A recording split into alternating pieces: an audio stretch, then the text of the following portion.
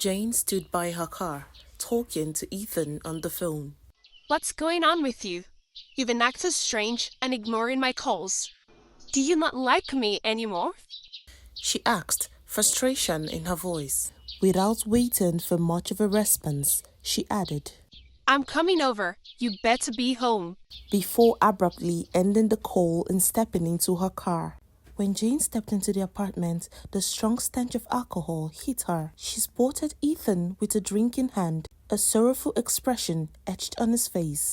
What's wrong, Ethan? She asked gently, taking the glass from him. Ethan sighed, staring at the floor. I'll be fine. Don't worry about me. He muttered. But Jane wasn't giving up. After much pestering, Ethan finally opened up. My mom. She needs spinal cord surgery. She had an accident a few years ago, and now she's almost paralyzed. And I can't do anything to help her.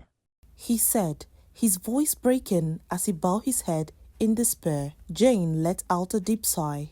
She'll be fine, Ethan. How much does the surgery cost? Jane asked. Ethan hesitated before replying. The doctor said it'll cost about 7 million naira. There was a long pause before Jane spoke up.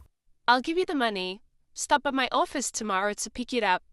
Ethan's face lit up with relief and gratitude. He pulled her into a tight hug. I love you, Jane. Back in Nigeria, a woman and a young girl sat peeling potatoes together in the living room.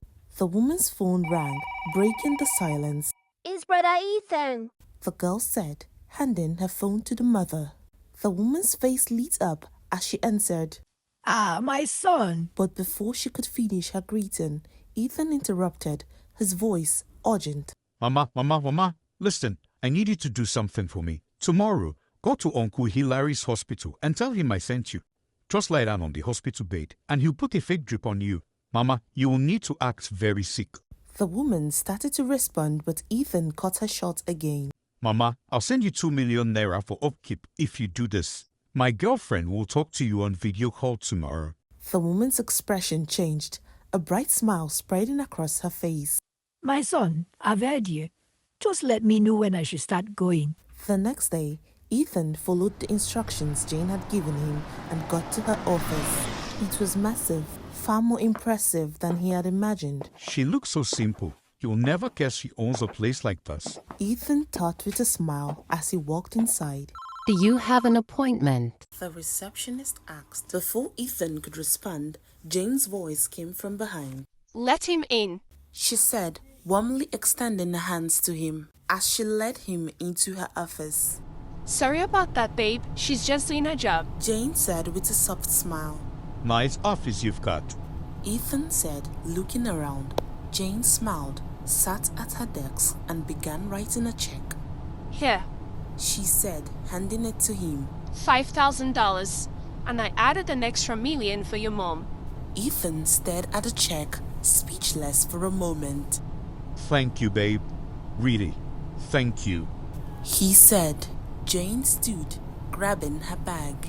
I have a meeting now, but I'll see you later tonight. She said, leaning in to kiss him. Let's call her later on video call so I can introduce you properly to her. Ethan said, returning her kiss.